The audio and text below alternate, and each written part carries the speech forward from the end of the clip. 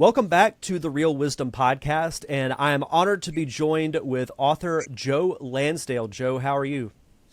I'm fine. Thank you for having me. Absolutely. We were just talking before we started recording. You're based out of Texas, and I'm in Florida, so we're getting some of the worst of the heat Yeah, right now. We're recording this in early July, but it's been brutal, man. it has been definitely brutal. Yeah, for sure. So, with these conversations, I always like to start from the very beginning because I know in film specifically, but I'm sure it's the same in writing novels as well. There's not really a like how-to guidebook, or for those that remember the old like Windows for Dummies or Macintosh for Dummies books. There's not really one of those to get into like the arts, if you will. So, what was it that sparked your interest in writing, and how did you get into it? Well, actually, it was comic books. When I was about 4 years old, I wanted to write comics and draw them, and I turned out I wasn't a very good artist, but I was a pretty good storyteller, and I got better at it. And then that went into books, and then I read Edgar Rice Burroughs when I was about 11, and I had read Homer's Odyssey and Iliad, and I had to do it after that. I didn't just want to do it; I had to do it.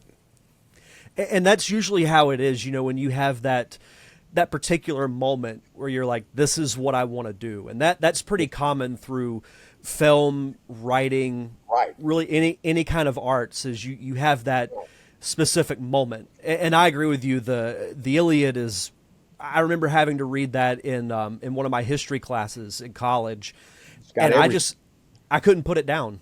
Yeah. No, I know, people say, oh, those old things. And I thought, my goodness. I was so excited by the Iliad and the Odyssey, and, of course, Edgar Rice Burroughs, all of the John Carter of Mars books, and the Pellucidar, and, of course, Tarzan, and all of those things. And eventually I've actually finished an unfinished Tarzan novel that Burroughs had started, which was great to be asked to do. And so, I just felt I was so excited by that, and I had to do it. And I'm glad that that was my career. I'm glad I didn't veer from it because it's been good for me. Well, what's great about books is you can kind of, as you're reading it, you picture in your head, like you have to use your imagination as you're reading. And in a way that makes it, I consider film to be like my favorite art form, but books are a close second because I was an avid reader when I was younger because it sparks your imagination. You can Well, picture. I'm just reverse. Film's sort of second for me. I grew up with early TV, relatively early, but it was in '50s, when I first started seeing television, but movies, old movies that they showed, got me interested in movies, and they used to show old serials like the Flash Gordon and Buck Rogers and things like that, and that was always inspiring to me too. And I think the visuals of film and comics kind of bled into my work, as a writer. And so to me, they all helped. And there was radio shows still going on. There were a few like Suspense, and I believe The Shadow. I have this vague memory of hearing The Shadow, and I think it went into the early '60s. But yeah, all those things. But for me, film was just under novels. Yeah, no, and it's interesting you bring up the old radio shows because, in a way, those have made a bit of a comeback through podcasting. A lot of podcasts have been, like in this case, an interview show, or it just be friends talking about a movie or a video Yeah, game or a book. But yeah. then you Oh, have the dramas, like the radio dramas that were exactly. done back in the day. I can't remember the name of the first one that I listened to in podcast form, but I'm like, this is just like old radio dramas. This is really cool. It had the sound effects and the dramatic voices and Yeah, I everything. love it. I really do. I'm a big fan of radio too, and a lot of the old radio shows became the television shows. People don't think about that, but like Gunsmoke and a lot of the westerns and a lot of the dramas, the soap operas, they all moved from radio to television. No, you're absolutely right. The Lone So, Ranger, Superman, all those yeah. things. Oh, yeah. Yeah, you had the Superman radio drama, then you had the George Reeves TV show, and Right. it's still going today. They're actually filming a new Superman now, That's right. which is I'm excited to see. It's one of those things that you're always interested to see the take on like an iconic character. Yeah, So I love comics and I always love superheroes and stuff, but I have like there's too many of them. I'm worn out, but I am excited about the Superman, and I'm looking forward to seeing that. I'm just much more picky now than I used to be. Yeah, it's one of those genres that you look at what happened with the westerns, how they were the Yeah. dominant genre I back in the love day. westerns. Yeah, Oh, same.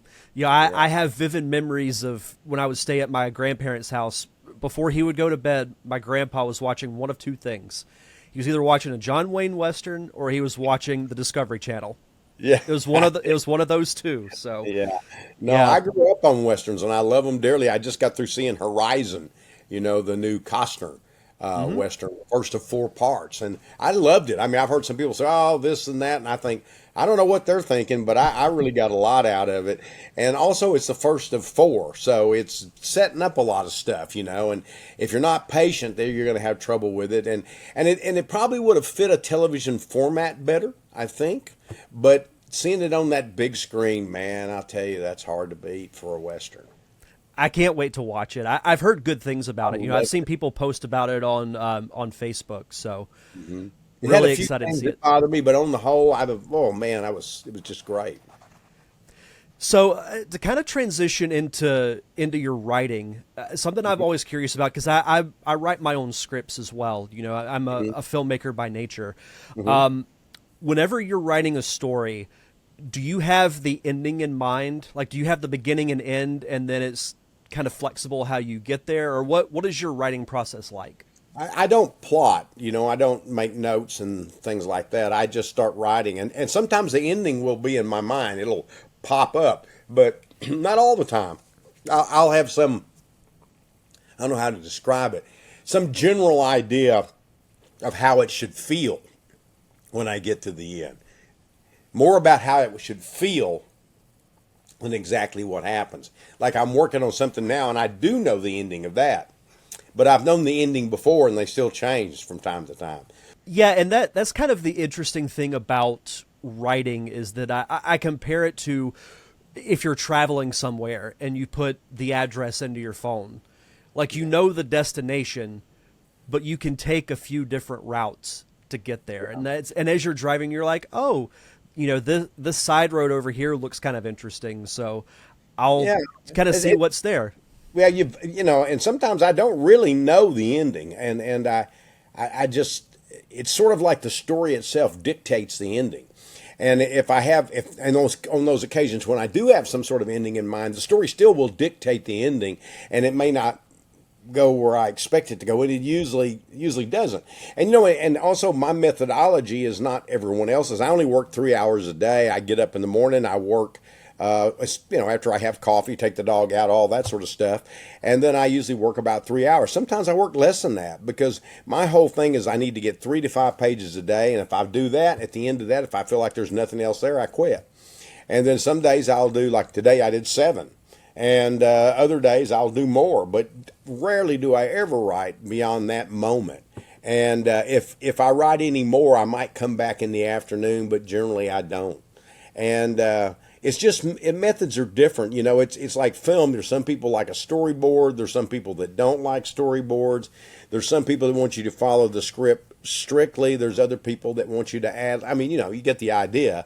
Is they all get films made, but it's not necessarily a singular idea about how something's done. And that's what's so great about it is that there's Yeah. not a singular idea because you can be if you have like you said you might have a general idea of the Yeah. ending, but then you think of this twist that makes it even better. And that's what's so great about the writing process. It's like you're a kid in a sandbox. You can Yeah. play you can make whatever you want. Yeah, yeah. I think that the great joy for me for writing is not knowing what's going to happen the next day. I mean, once in a while, you'll have some idea. Generally, when I quit writing, it's because I feel like I'm running out of gas, and I always want to leave a little gas in the tank so I can just pick up on it the next day. Because as I sleep, it refills. I'm very much a subconscious writer, and that's the way I like to work. But if I start laying stuff out and figuring it all out, then I lose interest in writing it. I feel like I've told the story. So for me, that's hard to do. When I collaborate with somebody as a writer, you have to do a certain amount of that, or everybody's riding off and different directions, and I don't like collaborating much, so I don't do it much. Film is a little different because film is by its nature a collaborative art. I really think it's more of a craft. I don't think that script writing is art. I think it's a craft, and because it's designed for other people to look at it and change it and do that. It may all turn out to be art, but it may all turn out to be a mess. But I just don't think a screenplay unto itself is art. It's a craft, because you can't do anything with it truly except make a movie. No, you're right. And you got actors, you got directors, you got the people who design things. You have all of these people, the DP, the AD. All these people add something to it or subtract something to it, depending. I've never heard it described that way, but you're 100% right. You're 100% right. I mean, it's yeah, no, and you're right. Film, it has to be collaborative because you have all of those moving parts, and yet the script is obviously important because there's not a movie without one. Right. But you do have to put it through a lot of different steps. I think some producers, directors come closer because they do so much, but nobody. John Sayles, for example, directs, writes, produces. He has a partner that he produces with, but still now he's got a partner, and then he's got actors, and then you've really never do it alone. You've always got people working on it, I've always thought that the screenplay is the most important part of it because you got to have a story. But on the other hand, how many of those stories change? And sometimes you have actors that just can't say a line that like it's written. And it doesn't mean they're bad actors or good actors. It means that line does not work for them. It doesn't fit their personality. And so then that line may be changed, and it may be to the better. It may be to the detriment of it. That's why Bruce Campbell once told me, he said, we had this movie, and it had this great producer, just had this great success, a director who had tremendous success, a screenwriter who was well lauded, and a star that, everybody was all ready for, and we made Congo. And I think there's a certain truth to that. I mean, I didn't find Congo that bad. I mean, but the idea is that you can have everybody that should click and they don't click, and you're not always sure why. And then you can have something that really shouldn't be that good, but it is. It's interesting how that works because you put all these major players together, and you have a beloved actor like Bruce Campbell, and it doesn't work. Star, but he was right. He was in it. Yeah. And sometimes like you said, it could be something you really have no expectations for. And it turns out great. Something else too. He said, if you direct a film, which I intend to do, I hope this year or next year, probably next year, if it happens, he said, always try to make sure everybody's in the same movie. Because you have everybody with a different idea. What's this story about? Well, it's this, and everybody else is playing something else.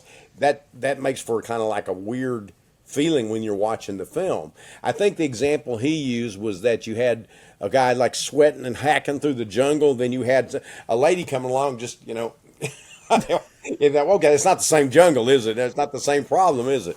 So I think, and I've seen that many, many times with different actors that really, they don't have any connection, or sometimes they hire an actor to come in and do one day, and that actor comes in and does one day and does Hamlet when it's a comedy or something, I mean, they have a different tonality to what it is that they're trying to say. Well, and that's what I've learned as a director is you'll have all these people that want to tell you like, oh, you should do this, or why don't we try this? Exactly. And I love having the enthusiasm because I think you got to have people that are passionate and interested in your project. Yeah. But then it's also having that balance between sticking to your vision and being confident in it. Yeah, and you also got to be, I think, open to suggestion because sometimes absolutely something you don't know, and there's just stuff that to me makes film more of an imperfect art. Is that you get ready to shoot that big outdoor scene and it rains. You've got all these things set, and then you have to relocate and redo the thing entirely. or you expected a certain actor to be in the film, and at the last minute they withdraw and can't, so you have to get somebody else. And the attitude that you may have established in the script for that particular actor, maybe purposely, now you've got to reconfigure, you know? You learn a lot about yourself and the people you work with when you throw adversity at them. Yeah, I guess you would. I Yeah. haven't done that yet, but I've been on many sets and I've seen it. You know, I've seen the clash of egos, and I think sometimes a lot of the media stuff is unfair to people. That clash of egos. Sometimes they just have a clash of different styles and different understanding. And you know, if you have somebody that's very very method, and you have somebody that's more of you know, just memorize the lines and step up, and they're all good. But sometimes the people who memorize the lines and step up, they're ready. They do it. They give their best first shot, and then they got to do several other takes with this other person who is trying to find their moment. Well, and they may give a great performance as well, but now you've worn this other person out, you know. So sometimes it's hard to hit those moments with the right actors. Yeah, and I think that's where people have to kind of look at the whole situation. Like you mentioned, a lot of people assume it's a clash of egos, and sometimes it is. Sometimes But it's it's also certainly sometimes a clash of styles, because like it's like putting a square peg in a round hole. Like yeah. sometimes it just doesn't work, and that's not an Well, ego thing; it's a style thing. it is, and there's certainly a lot of ego involved. I mean, for example, I'm not trying to rule that out. I'm just saying that a lot of times when somebody, oh, he got all mad on set, well, probably somebody he may have had a reason, or she may have had a reason, because somebody is, you know, distracting them or making noise, or, you know, so you don't always know the full picture. That's the first thing, but you do have the ego, especially if you think that you've been working for years with this idea that you've got, and you really want this done, and you get ready, and everybody says, you know what? Why don't we bring in some horses and a helicopter? You know? And it's like, well, wait a minute, you know? That's nothing like what I had in mind. Yeah. That sounds like the name of a really obscure short film, Horses and Helicopters. Oh, is there one like, I think, yeah, it should be. Horses and helicopters. Yeah.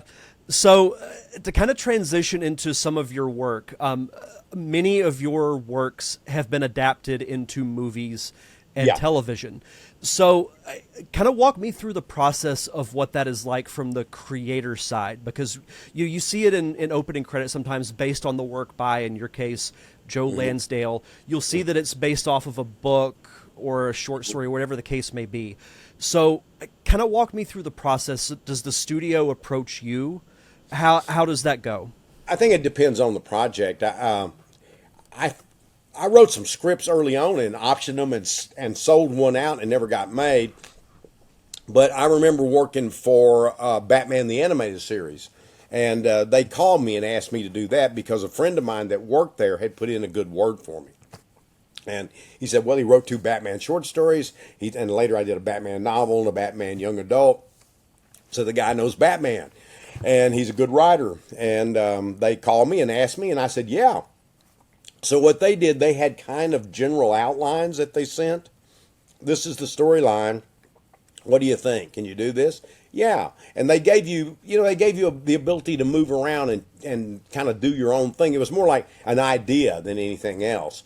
And so I wrote 3 Batman the Animated Series, 1 Batman and Robin Adventures or whatever, and 1 Superman. But in that case, they just sort of gave me that and let me go at it. And then they decided if they like it. Fortunately for me, they did.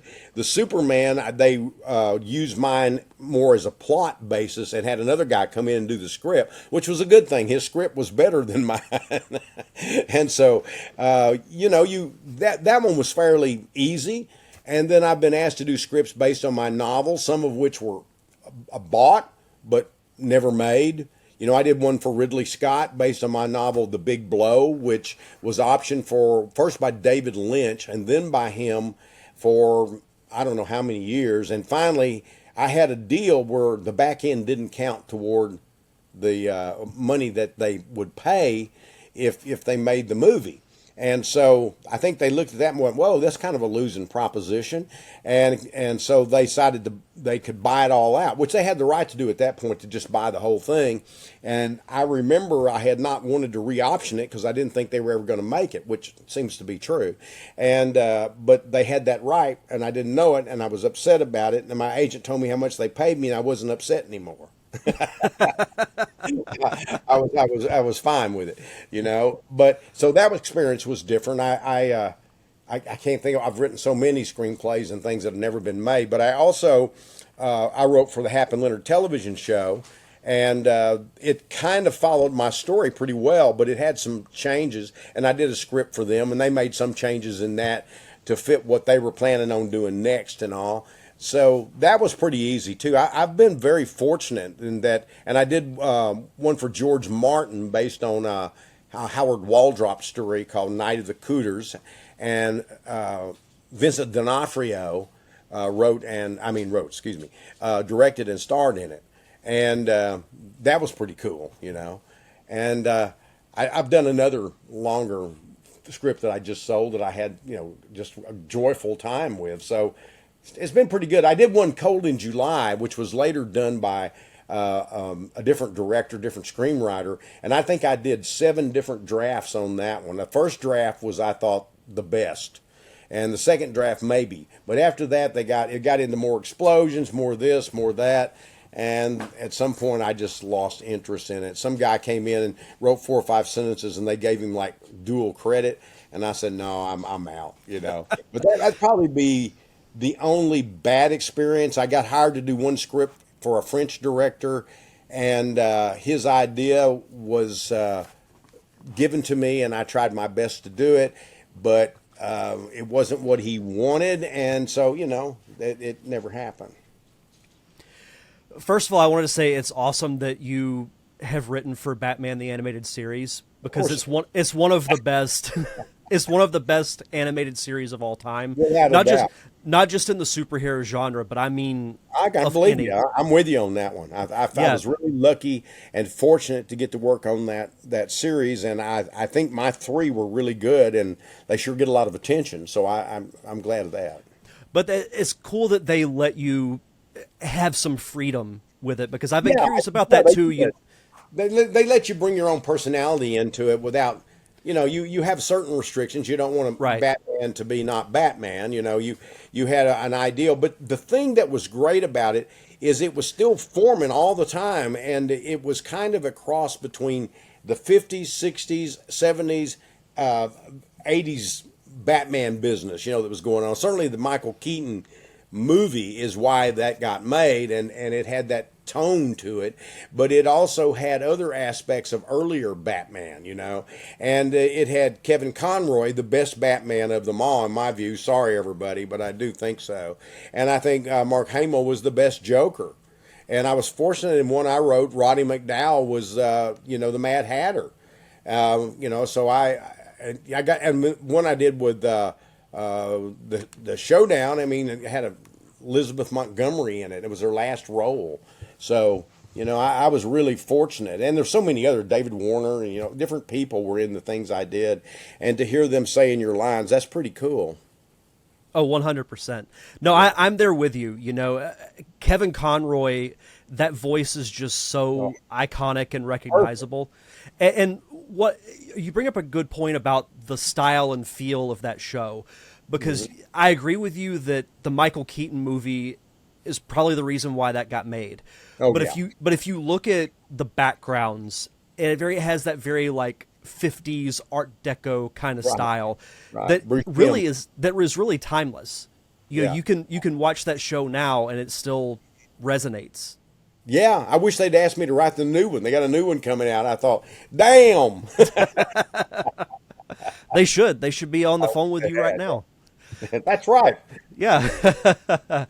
But and that's interesting. You mentioning, I'll say specifically Hap and Leonard, you getting to write, some of the scripts for it, which is really cool because a lot of times I feel like they take the material and they'll kind of pick and choose what they want.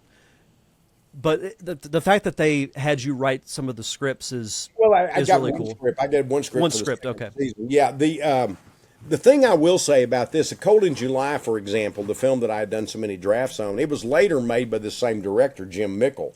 And I think I spent about 7 years on it. It lay fallow about 7 years, and it took Jim and Nick D'Amici about 7 years to get it made. So there's 21 years to get that film made.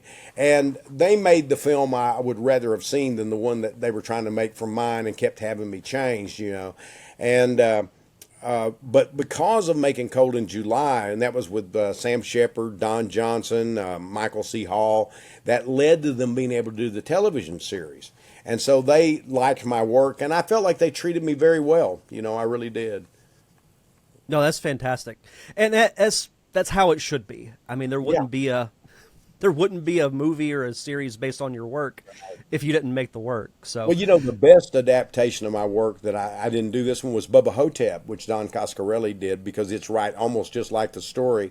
And he did another incident on and off a mountain road for Masters of Horror, and he did a marvelous job on that too. So I've been really pretty lucky. I've had a couple of duds and little short pieces. Love, Death, and Robots treated me nice. But I didn't do those adaptations, but they did very nice adaptations of stories of mine. And you mentioning Bubba Hotep starred Yeah. Bruce Campbell. Yeah, that's right. Yeah, that's how I met Bruce. Yeah, the Thicket that's forthcoming I haven't seen, so I wasn't involved with that one. They went off and made that on their own after getting the option, from me, and so I haven't seen it yet. I'm looking forward to it. It's in September. Yeah, and it's starring Peter Dinklage, who Yeah, Game of Thrones fans will recognize him from that show. So, Right. yeah, I'm. That's interesting that they didn't have you involved. I feel like Yeah, they would. I just wonder how that works. I think sometimes you have somebody that's afraid the author's going to be involved, and maybe they wanted to make changes they thought I wouldn't like. Maybe they just didn't work out that way. More than anything else, I remember I was working on something at that time, and I didn't push for much, and I didn't. I should have pushed for some kind of producer aspect, but I didn't. I have that on some other things and some future things that are supposed to happen, but that one I just sort of stood back and let them go at it. It took them about 9 years. They Oh optioned it. wow! Yeah, and I thought it was dead 2 or 3 times. So did they. It's insane how long projects will be in development before they Yeah. actually happen. It's called development hell, Right. and I feel like a lot of projects get into Right. it. And Well, I'm excited about it. It's got the right people, and Elliot Lester seems to be very sincere about what he's doing there. So, I feel good about it, but I haven't seen it yet, so I can't say anything about it one way or the other. yeah, yeah, no, that'll be here before you know it. I mean, I know we're Yeah. here in July, but we're already halfway through the year, so September Yeah, I will hope be to here be. I'm like supposed to be that. at the premiere, so I hope to do that. Yeah. Oh, cool. Are they premiering it in LA? No, yeah. Hmm. Okay, fantastic. Something I wanted to ask you, because you've written both novels and you've written screenplays. What's the biggest? I guess you'd say the biggest difference between the two. Like, do you have a different working method when you're working on a screenplay, or is it similar to when you're writing a novel? In one sense, now everything feels the same. When I go to work, I just go, okay, that's a script, that's a novel. But back when I first started, I had to take like a week or two to get in the frame of, now I'm writing a short story, now I'm writing a screenplay, and I don't need to do that much anymore because I've played with them enough. I know the thing about a screenplay; it's what you see, not what you know behind the scenes. There's always exceptions to any screenplay, but in general. It really is about what you see, and you're also playing beat the clock. You've got 90 to 120 pages or minutes to deal with, or whatever it is, but you have some sort of destination that's defined. It's got to be done at this point in time. That makes it different. It's like comic books. They only got so many pages. With a novel, you want to make a scene a little longer. Yeah, you can go a little longer. It doesn't matter. But I think that's the biggest for me, and the fact that you can't have a lot of introspection in a film. It doesn't work that way. You have to learn everything through dialogue and the scene, which I think's a good thing to learn for novels as well. But I think it's novels have that great advantage of being able to give you backstory and background without it being flashbacks, which generally I don't like. I mean, there are exceptions, but I certainly think they're useful at times. But and so that, I think that's the big difference is and scope. Films can do scope where I don't think books do them as well. You know, Zane Grey could give you scope. He was pretty good at that. But I always think that that's one of the great advantages of film is scope. And where you have to explain certain things in a book, you know, when John Wayne gives that look, he don't need to say anything. I know what he's thinking, you know. But in the book, you can tell what he's thinking. Or sometimes you want to just say he looked and didn't speak, you know, or whatever, however you want to phrase it. So there's different things about them that, you know, make advantages for one or the other, but they're all in some ways similar. They're story. They're about story, you know. And you bring up an interesting point. You look at movie novelizations, and Yep. they do exactly what you said. They provide an introspective look at what, like if it's, I'll use a Star Wars Okay. adaptation. You can know what's going through Luke Skywalker's head, or you Yes. can know what's going through Obi-Wan Kenobi's head. Right. You don't really get that in a movie. And that's why like I like reading novelizations because it kind of provides that mental dialogue with the Yeah. characters, if you will. In the 70s, they went through a period where novelizations were given almost an artistic attack. You know, people went at them like they did things like, I was trying to think, the Yakuza for once, one of them, and so many others that they wrote them in such a way that they told the same story, but they elevated them somewhat in a novelistic manner instead of just getting the story down so people could, you know, that saw the film could reread the story, or people who didn't see the film could. They really went at it in a very artistic way. Taxi Driver was a big example of that. They wrote it in first person, if I remember right. I think you're And right. yeah, so it was unique. It wasn't a time that lasted long, and ultimately it's a collaboration. You know, that's what it is because you're working with somebody else's work. I don't know, I find that to be fascinating. You know, like Yeah. you mentioning novelizations being under attack. Like I like knowing more about the story. Like that's what interests me in the first place. If I'm going to see the movie, then yeah, why would I read the book if it's going to be the exact same thing? Like I know what Well, happens if it doesn't provide anything new. I'm mixed on that. The actual book. Let's say somebody adapts Yeah, yeah. them. I actually get pissed off when they change everything that doesn't need to be changed. Not Right, right, all, right, right. not all books are adaptable in the normal sense of the word. But if I see a certain film, I want it to be that film. On the other hand, there are certain changes. If you read the novel The Shootist, which is a fantastic novel by Glenda Swarthout, and then you see the movie, you go, oh, it's the same one, except the novel's darker, and the novel ends just a little darker. But yet there's enough when I'm reading it, I don't feel like I've gotten screwed over because I want to see that novel. That's why I won't go to the movie. I read that novel. And I hate it when I read a novel and I go to the movie, what the hell is this? What is this? You know, I don't mind Yeah. changes, but, and you know, there were changes in Hap and Leonard. Some of them I didn't care for, but mainly they stayed within the bounds of the story. So I don't expect exactness. And there's two things that always scare me when somebody says, what we're going to do is we're going to open it up. Uh-oh. That's never good to hear from the writer's standpoint. Yeah. Or my favorite is films and books are not the same. No kidding. No kidding. Thank you, Captain It's Obvious. both. I kind of know. I kind of know Yeah. that they're not the same. You know, Yeah. and it's just are we going to work in the spirit of bend over and grease up. You know. Yeah, and I wanted to clarify when I meant changes, I just meant like the internal kind of monologue. So Yeah, yeah. as far as like the story, you know, definitely keep that the same Well, because the then it's not adaptation of Taxi Driver is very good. okay. I'll have to I read it. haven't read it in years. I read it when it came out, but as I recall, I was really. I thought, wow, that's good. That's the story, but I got some different kind of angle on the same story, and Yeah. therefore it's good. Yeah. Yeah, I'll have to check that out because I do love adaptations just to see Probably what hard to they add. find. I don't think Yeah, it, it's out there though.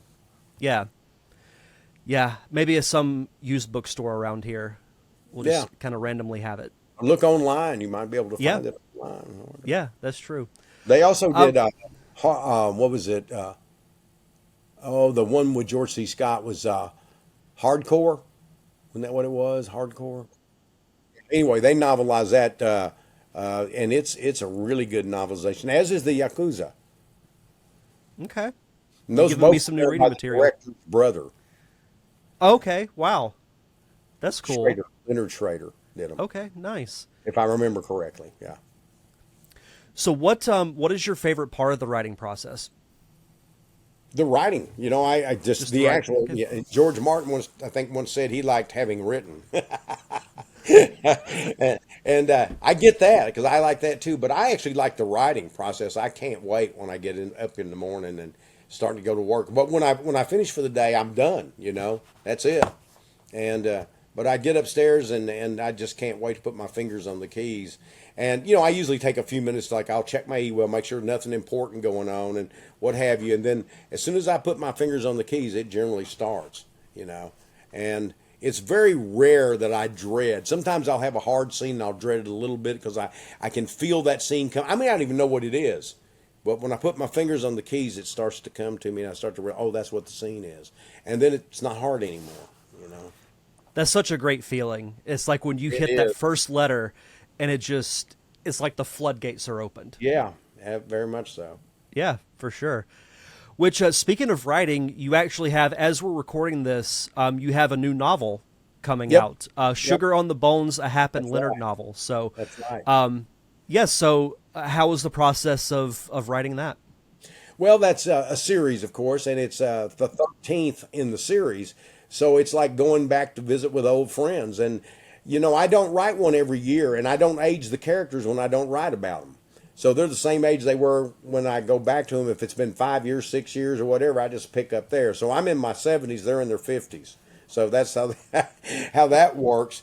But I love writing about them. And I think this is one of the best of the series. I really felt like this story was very exciting, very different, yet not so outside the realm. It's not a Hap and Leonard novel. It definitely is.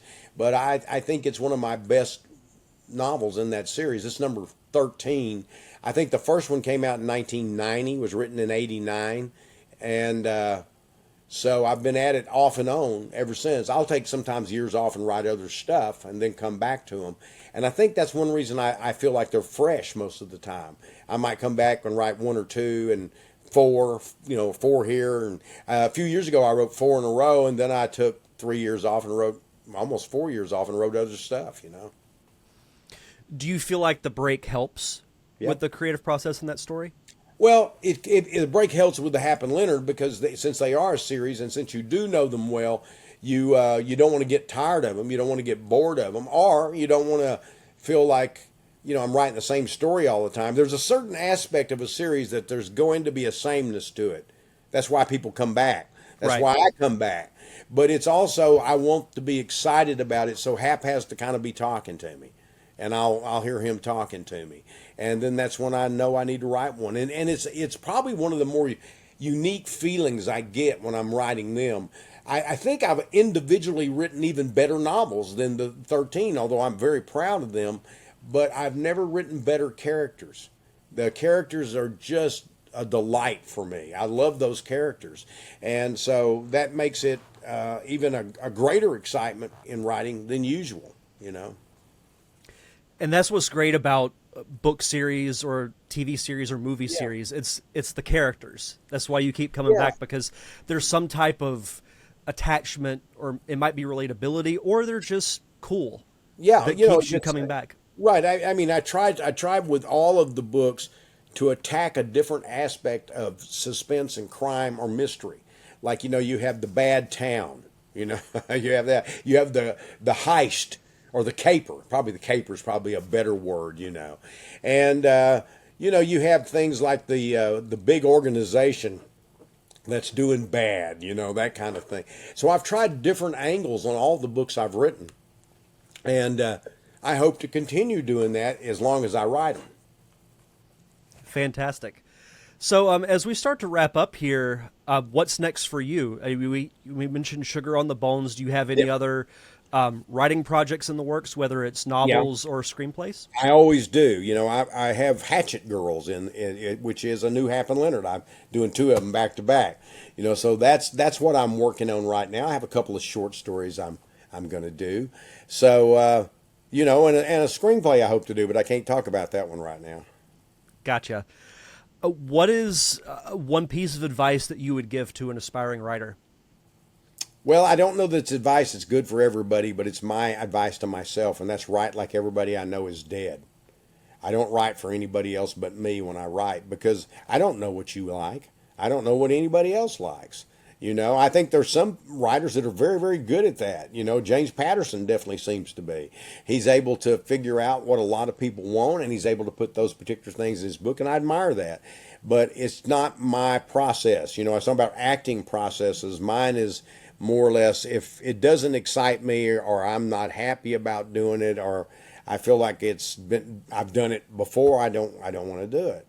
I want to try to do what I want to do. And as long as people are buying it and I'm making a living, and I've been very fortunate, I'm doing better than making a living. So I can't gripe. But I think that's my method and that works for me. So that is advice I give with the proviso that you may have that knack for figuring out what a lot of people want. But even if I had that knack, I wouldn't want to do it because it would just be boring to me. Maybe I could go back to work at the aluminum chair factory, Even if I was getting paid better, I just don't think that's what I'd want in life. Yeah, no, I totally agree. Do you have a website or social media that you want to Do plug I so have the viewers and listeners can follow you? www.joarlansdale.com. I have a fan page.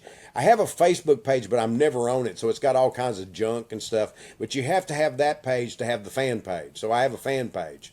So that's where you can find me. And you can find me on what used to be Twitter is now X. And I think I'm on something else, too, that my daughter has me on, but I can't remember what it Instagram. Oh, gotcha. Yeah. Yeah. Cool. And I'll put a link to all of that in the show description I as well, appreciate so people that. can follow you. Well, Joe, thank you so much for taking the time to have the chat. This was informative and it was a lot of fun. Thanks. I enjoyed it.